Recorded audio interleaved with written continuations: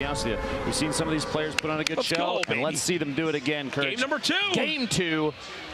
The final day for qualifiers, trying to get in on a Monday. $1.5 million. And Jack, where are they dropping? Where are we dropping? Well, we're following tempo. We have to up that performance in game 1.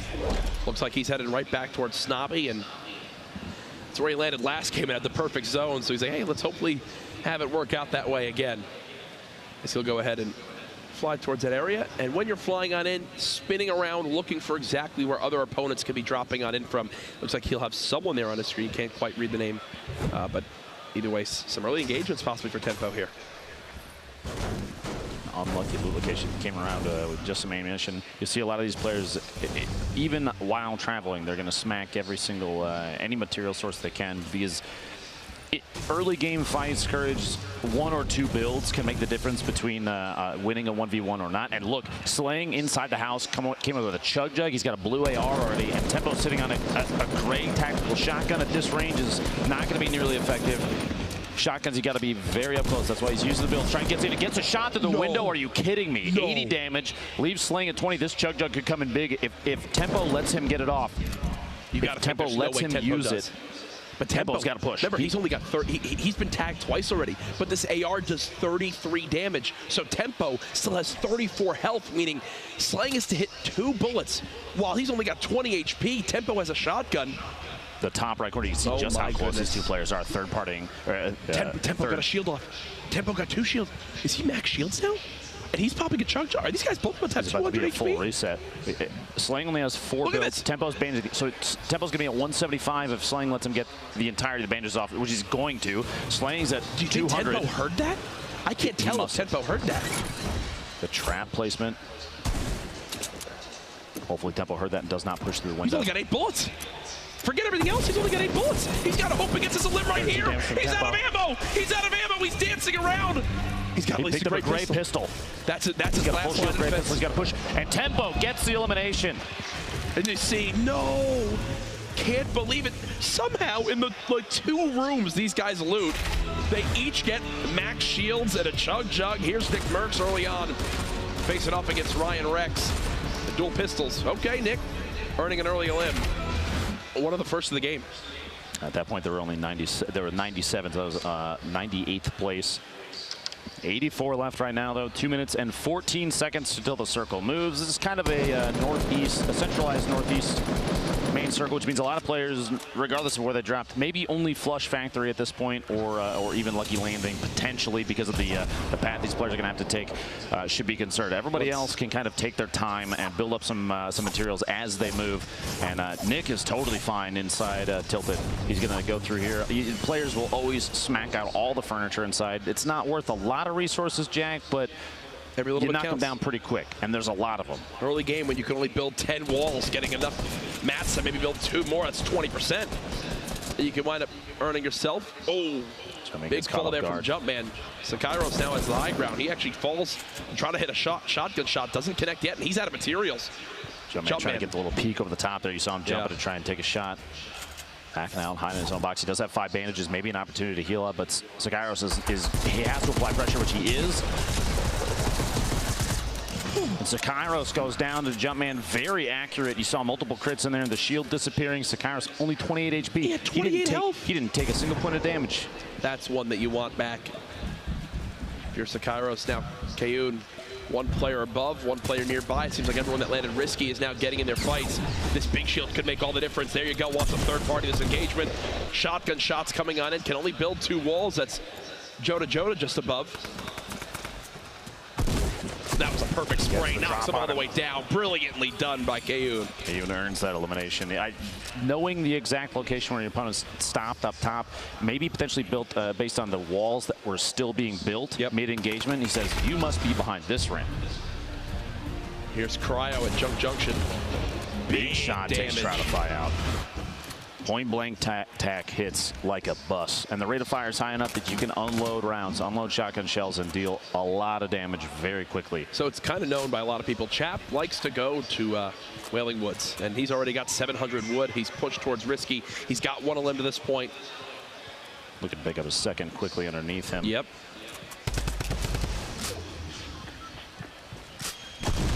Looks on the side there. He hears the double barrel. Now that it's been shot once, I think this is Chap's green light to go for this.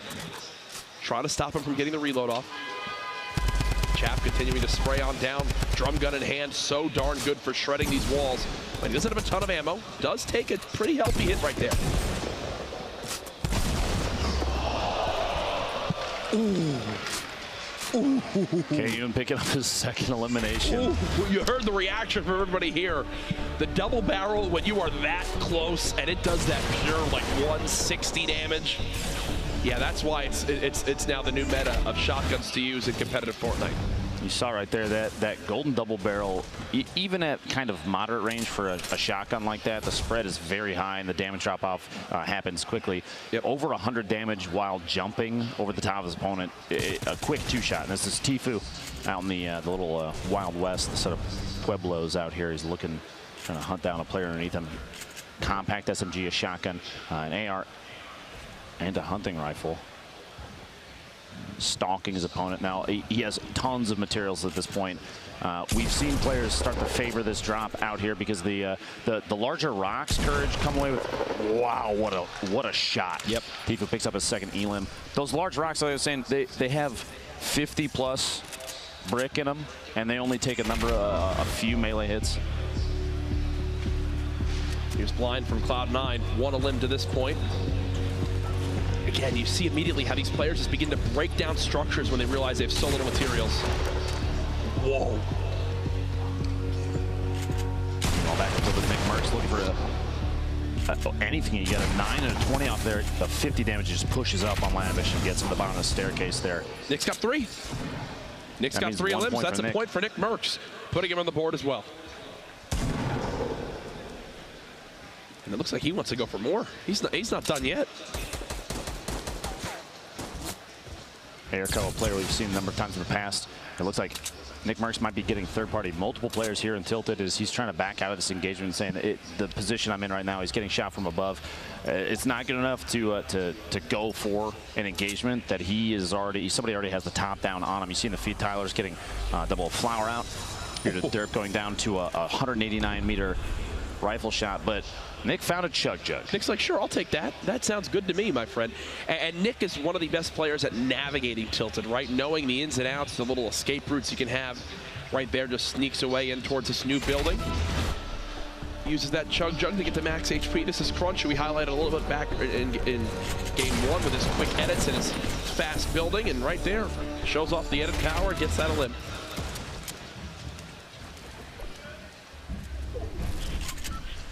Kevin Crunch both west side of Loot Lake, but they're not alone here. Tempo a little ways away between Tilted and their current location at these factories on the west side of Tilted. We might see a third party from him if he hears the engagement. They are in they're close to the edge of the zone though. Courage, they have 1 minute and 44 seconds before they have to move, but just so people are aware, there are still 2 players outside of the zone coming from Pleasant Park and Shifty Shaft, so we might see some drops to the storm in the feed here. But Kevin Crunch looking for each other. Meanwhile, C9 Blind, Salty Springs locks himself in. He's listening, and the turbo build's going to protect the wall. He just has to hold down left mouse click while his opponent's trying to smack it out. He still owns it, so he can edit his way out. And he's going to use that to his advantage. A lot of the structure, I believe, is still his, so he can edit these. But his opponent, like we've seen a number of times, they're going to smack him out. They're going to use a pickaxe to replace it, so they take control of the wall. They decide when the hole is open. Should be a cleanup. You think 162. 162. Okay, well, now that he knows that this player's got under 40 HP, he just wants this, and that's what you talk about with him owning a lot of these walls. He can edit through. Here's another engagement. Can he clean up the elim? There it is. That was NRG Kasid who gets cut down. Blind's got to feel good about that, especially after last round. I love seeing these players improve on their own gameplay, but double Flowers stuck inside the house, already super low HP, walks in on Flowers, trying to use turbo build to keep his opponent out, but it wasn't fast enough, and he had already been through the wall location, gets a shot off, a very easy elimination just because of the low HP of Flower already. You'll see, whenever anyone's in this scenario, They never sit still. Even right now, Pupper, yeah, he'd love to just sit still and kind of take his hands off the keyboard, but you never know if there's a sniper aiming in at you. Always strafing, always making sure he's not an easy target. We'll take a couple pop shots, and you hear that? You literally hear that? The reason he's whoever just shot that sniper, thank you for making my point. Giving credibility to courage just by a single sniper shot. When you're playing in these games, even at home, in any match, you always have to think with the mindset that there's a sniper watching me. Even if there's not, always think that there could be. Because again, those third-party opportunities, someone's hunting, someone's watching at all times. Colton, the winner from our first heat, goes down to Jumpman's tack shotgun. My apologies, double barrel up close there, and Jumpman's going to top off. Very edge of retail, very edge of the safe zone. Yeah, 3 eliminations. That's a point. He doesn't have to move very far. 47th Architect. You think he's in a great spot here, but he is quite low on AR ammo. And the zone's moving. Yep. He has to decide whether it's time to engage, which it looks like his opponent says it is, and Frankie gets the elim. His 47th trying to move out. And that's actually Frankie's 3rd elimination. That's a single point for him, which already puts him in a fantastic spot. His loadout is actually exceptional right now, too. 2 full shields. He had a bolt action. But he he's had got so little HP in the zone. That's the thing. He's got to move. He still has a minute. The zone still has a minute to push. So he's got to run so far. There's people nearby. Nick's got someone just above. I think he'll break down wheels here any second. This could be another elimination for Nick Merckx, which would put him at 4. And he still has a campfire to use, so even though he's in the zone, he's still in an okay position. Trying to match the building of wheels. They're on the same level now. Nick trying to swap to that shotgun. There's the elimination. Shot on wheels. Nick Merckx hasn't been stopped yet, folks. He's got a med kit, too. He's in a great spot to keep on moving with the zone. He's actually, looking at the map, he's relatively far out. He has quite a ways to go. He's still all the way across Dusty. Hopefully there's more than one med kit there, or maybe he has a launch pad, because otherwise he's in a tough spot. Yeah, he most certainly is. Pupper. Now remember, when this zone closes, it's going to start hitting even harder. Is this the second? Is this the second? Yeah. This player's now trying to med kit to stay alive here. Pupper getting chunked on down. He's got to stop and use this med kit. It's hitting for 2. Cut off. This means it's a 1v1 fight, and he doesn't have any eliminations left. So no matter the outcome, no points. Both of them drop. Melo goes down as well. You see all their loot sliding down the ramp. The Storm is quite good at getting eliminations, and you see it there over towards Hysteria. Just took down Yo-Yo. Keep it up. That's his first elimination of the game. Now, this is actually Hysteria's 3rd time through the qualifiers. He played through all the heats before this and has done very well in those, but each qualifier he's gotten very close. I remember overhearing he got to 11th place multiple matches, I believe, yesterday, which is just one spot short of getting even just a single point, which could have put him in on Monday. This is where the little huts begin to get built. The 1x1s, the little bases to hide on in. Over to Christo. Above Lonely Lodge. Won't be safe for this next zone, but he's playing like this because he's got WBG Ranger just below him. Ranger tries to spray on down. The trap comes in. There's 150, and oh no, Christo. A little bit of a panic there. It looked like, I don't know if you noticed, was he attempting the rift to go his way out of there just at the last second of the trap damage? Possibly, as now Kayun thinks he's got a free elim opportunity in a 3rd party. What he doesn't know is that that player below took 0 damage, so they're both around the same amount of HP. And as a player, Lupo, you can sometimes use that to your advantage. Play mind games to your opponent. Oh, he thinks I'm weak because I've gotten this engagement. Meanwhile, he's still more than ready to fight again. Remember, too, if that trap is still in there, an opportunity for a lot of damage. A lot of AR ammo being used. Keep an eye on the amount that Kayun has. Just about one and a half clips left. I believe if Ranger makes it to Monday, that's the 4th player for WBG that would make it through, which is incredible. It's an excellent roster. Nick Merckx in the feed takes C9 blind out. Jeez, Nick Merckx is a man on a mission. 5 elims, that's 2 points already. That might lock Merckx in for Monday. Oh yeah, no, Nick's in a brilliant position because he had elims last game too. Here's Fade in a little build battle around one of these houses. Stops Joshua right there. Once he gets the high ground, he just goes for the quick shotgun shot. That heavy, so darn good when you get the headshot crit. And this is from Ranger's perspective. Drops him down, places the trap, edits the wall above him, swaps to the shotgun.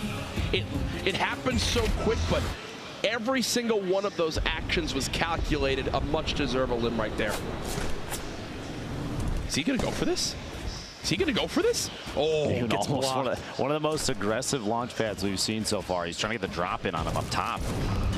The reason he went for it, or potentially went for it, is because the opponent at the top of the tower He's got 6. He was already in an engagement, so he kind of had the drop on him. But there's 3 players in this box. Triz is nearby, 2 across the street. Nick Merckx, like you said, was 6 eliminations. Leading this game. What an absolute beast.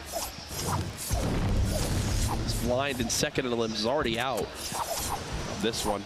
Nick trying to break through these walls. He has made, he's made it up through. The spray with the drum gun isn't enough. No! Just short of the 7th elimination. That would have been 3 points there. I'm surprised he didn't swap to the heavy shotgun. I think he was hoping that maybe the drum gun spray would have been enough, but if he's got the heavy shotgun right there, I think Freak's dead 10 times over. Potentially, or even a trap play in that situation. They were in the same box. If he owned a wall, there were a lot of options. JP2 from Luminosity Gaming. We've seen him play with Cypher, I believe, before. Chris from C9 and Minigun, Freak, panic building. The minigun shreds if you land some of those hip fires. Now, we saw yesterday, though, the minigun kind of biting back a little bit against players that decided to use it. Multiple engagements in a row, Courage, where minigun just didn't work out. Look at Chris. In the right hands, it's powerful. Wants this fight so badly. The one thing Freak can do, maybe use this heavy shotgun. And Chris gets the elim. Geomach still alive. If you've never met Geomach in real life, I'm pretty sure he's 8 foot tall. That's real. We'll have to stat check that one, Courage. The push from the east side. You have 17 seconds, 28 players left, and after this circle closes is when things start to get chaotic with circle moves. The Kriz we just saw on the feed a second ago, that elimination that we were watching, he's at 2. 1 more versus who he's against right now. That'll give him 3. That's a point. This drum gun push, we've seen it a ton of times and paid off, but watch the trap. Horrify almost gets it off. And Kriz falls down below, just barely dodging. You heard it go off right there, the reset. So it attempted to do damage. He dodged his way out. He would have survived. He had over 150 HP, but man, those last-ditch efforts, they pay off in just the right situations. Fast, it's Crispy trying to push his way up. He's going to chase us down. Look for maybe his own little hut to build into. Doesn't have a lot of materials. Going right at it. Yeah, he wants to go for this. I think it's more of a desperation play. Boxing himself literally next door, trying to, he's going to take ownership of some of these or potentially even knock him down. We'll see here in a sec. He's decided to layer himself up. He knows that Tyler's above him, is getting shot from a third party, and there's a number of players around him. So he says, I'm not going to expose myself too much right now. You guys fight it out. I'll wait to see if I can pop out. He only has very little materials left, but Tfue in the feed, you saw there, just got an elimination on Rex. The fight here, Crispy deciding it might be time to make a move. Relocating, trying to build up all these layers, as many as he can. He's going to push up. He's out of materials, though. 7 wood, 7 brick. Oh, no. And an interesting edit. The corners there kind of create that little diagonal bridge with the walls, but it's enough that you can sneak down the edge. A little frantic, not going to lie. Shivsy goes down, Resume goes down, and Emat also goes down. So now there's the 22 players getting close towards that top 10 threshold. Crispy's right here to kind of keep quiet. You see in the top right, there's 4 or 5 players in the area around them, all kind of building and layering on top of each other just to try and stay safe as the circle is going to get ready to move here. Just listen to how much is going on around him. And he's got no materials. He can't do anything. It's Kayun's 3rd elimination. Go ahead and swap to replay this. Quick little edit on the window. Takes JP2 out. Tempo, I'm assuming, just eliminated Young Prism. You see that in the feed. Perfect. That's 2 eliminations. Look at his reaction. Like, oh, gosh. He's got max wood, 200 brick. He's in a decent position because right now, you see that this mountain that's next to him, that's natural cover that he can use. He can push up the left side of the map once the circle starts to move. Tfue over here, 3 eliminations, that's 1 point. So he's in a better position than it was even last game. I'm going to say right now, for the big names that we've seen participate, this has been some of the best performances so far, right? Oh, yeah. Where, like, Nick Merckx, Chap, Tfue all putting up a good show. Tfue, Nick Merckx, already, Tempo, already with points on the board. Sitting in great positions to qualify for tomorrow. Again, I I have to stress it, folks. We've had qualifiers all this week. It's to earn positions for tomorrow's $1.5 million grand final. It's a holiday. Tune on in. Tell everyone to be there. If you're live in the venue, you will want to be here to secure a spot here early on tomorrow. Do not miss this live in person. This crowd's going to get nuts. And Tfue doing something you said even before. This is a pretty common tactic. He's very good at waiting, pacing his timing. He's going to try and drop the structure that his opponent was using to push in, but it wasn't enough. Multiple layers on that from these top tier builders, so they can. He still even got in Tfue, who's under his opponent's underneath him now. And he's got to wait. The rock's coming in. A time bounce pad to fly away, try and get out, and this is what we were seeing earlier. Crispy's down at the bottom of that catacomb of structure. Kriz getting the elimination in the feed there on Nikiski, I believe is the name. This is Tfue and Tempo. Right on top of each other, literally Teammates. a box away. Not this, though. Not here when it's all solos. Tfue using the bounce pad, trying to soar forward. Thankfully for him, none of those drum gun bullets connect. He's made it to the closest spot to this next zone. Sign of a great player, making sure positioning for the next move. Now getting sprayed again. I just realized, Lupo, look at his materials. I mean, this is bad. 10 builds left. I believe that's why you saw he built up that layer in front of him, but didn't cap the top off. Plus, he started to get shot from above. He kind of waited. He knew he had to time the builds correctly, because if he had spent all his material earlier, that means his opponent shooting from above could have potentially busted through and taken shots on him, maybe even eliminated him. You see there, he actually flew early. He made it into the zone, Tfue, but this is where things get crazy. Courage. Everybody's moving at the same time. 4 eliminations for Kriz here. 1 more gets him a second point, plus there's 16 left. 6 more players go down. That's another point for anybody left remaining. Kriz has all these shields, going to get back up to 100 shields. Still 16 players left. Expect a few to begin to drop here. Fade takes down Jayamak. You see Cryo lost to the storm. Another engagement going down as Crispy's trying to sneak on in. 14 players left. Crispy still has no builds. Tfue eliminates Base Soldier, which will maybe give him materials to hold on to. As Triz, yes, he gets 500 wood. That's a game-changing elim for Tfue. Remember, folks, in game 1, Tfue died to Chap when he was 1 elim and 1 position away from earning 2 points. Here, he's earned 1 point this game and another elim plus 2 more elims in the total game. Top 10 would get him another. And we were watching Crispy a second ago, who was sitting on 7 and 7 for his wood and brick, and you saw he made his way in underneath. He's in the bottom, and he hid next to a tree, but opted not to knock it down because the tree, the setup inside that little catacomb, the builds that were around it, he's totally covered. He can hide in the bottom of the tree, and players that are sneaking by, he might get the drop on him. He might have an opportunity for another elimination, rather than knocking the tree down and coming out with maybe 30 wood. There's 3 builds that it will get knocked down so fast it might not matter. Tempo in a fight with Bumboy. There's another elim for him. Tfue just trying to position himself. Already in that next zone. Made it to 11th. This is where he died last time. Not the case here. Tempo gets another. Everybody that's left alive right now does get +1 point. They're all top 10. Kriz coming away with a double in the shotgun eliminations of the feed. Crispy then follows up and takes Kriz out with an SMG. And Tfue trying to establish himself up top somewhere safe. He's 6 remaining, 4 eliminations. He needs 1 more for another point. He wants those, Matt. He wants that loot so bad. He better. He's got 15 builds left total. And he's going to start to use them to try and get up top, opting out of going after those. But the Rockets coming in saying, nope, you got to go back down. Now's the time to try and make a positional decision. He's got to go down. That's exactly what he's going to do. He doesn't want to take too much fall damage. He's going to push in the zone. He's in the bottom fighting now. Tfue gets another one. That's 5 elims. Makes it to top 3. 2 left.